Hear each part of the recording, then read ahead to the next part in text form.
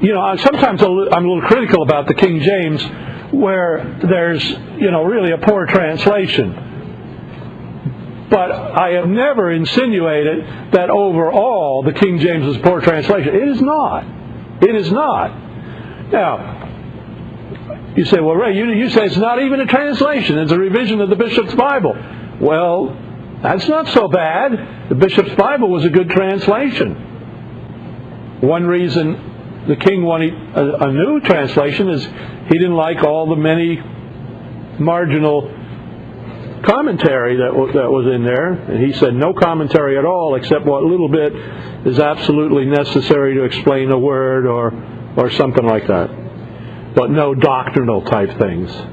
He wanted the king to be exalted. Anyhow, I don't want to get into that, but it is an amazing thing what Tyndale was able to accomplish in his translation, because he uses all of the words.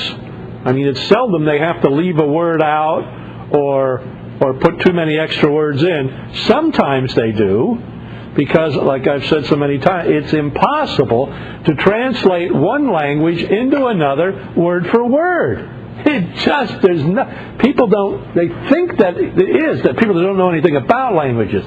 There's no such thing as you take a language in, like Russian or German, and then each German word you give it an English word and then read it. It's gobbledygook.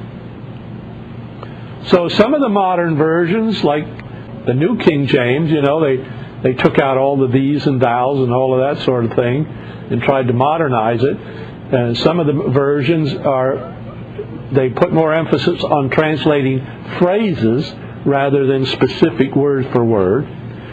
But it's not just a science to translate it, it's an art. And I'm going to show you something, and you're going to see it very quickly, I think. With the exception of one word, these two translations are virtually synonymous, word for word. But wait till you hear the difference. And we need to be thankful that we have the King James, I say, although when I want to be critical, I will consult other books. Many times the King James is right, though. It's right, okay? But it's not as precise as like Rotherham's, the Emphatic Diaglott, or the Concordant Literal Bible. But let me do this just for fun, so you see what I'm saying, and so maybe you will have a greater appreciation of the King James, even though it may not be the most technically accurate translation.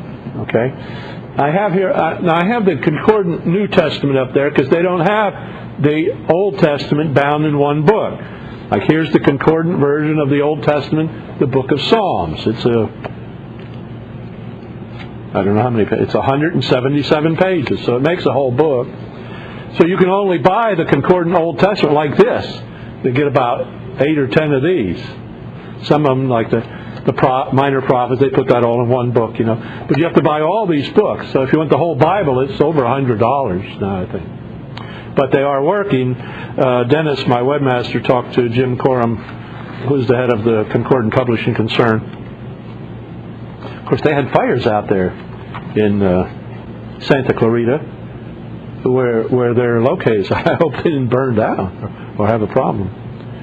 But anyway, what I want to do, I'm going to read the 23rd Psalm from the Concordant version. And it's a very accurate translation, okay?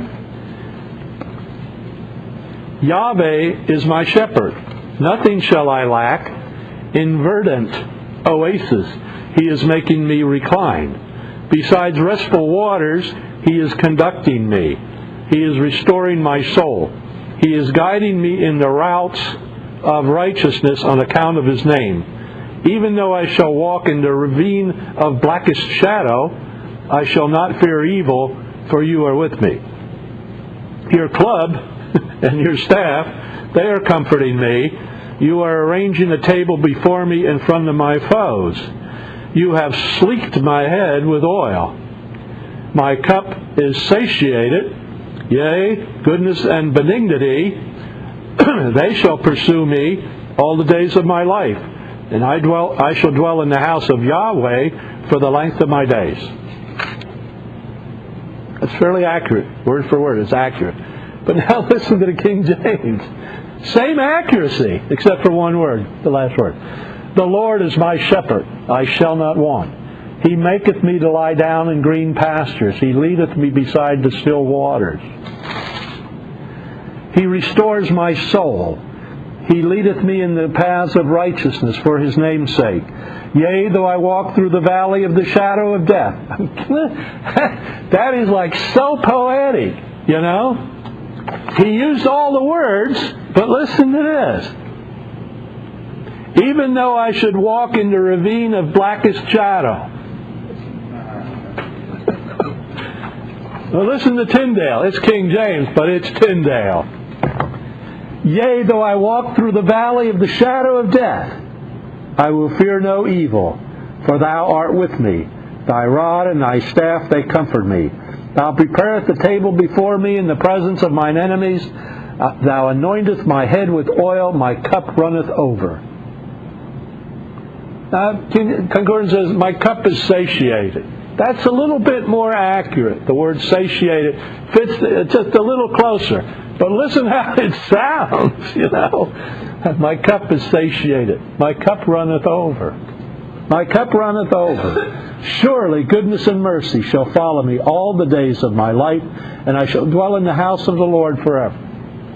The ever there means like to the end of my days. It's not the word elam for that is usually translated forever, evermore, eternity. It's two words. There's two words that are used for the word forever there. But it means to the end of my days. But, I mean, look at the different way they read, see?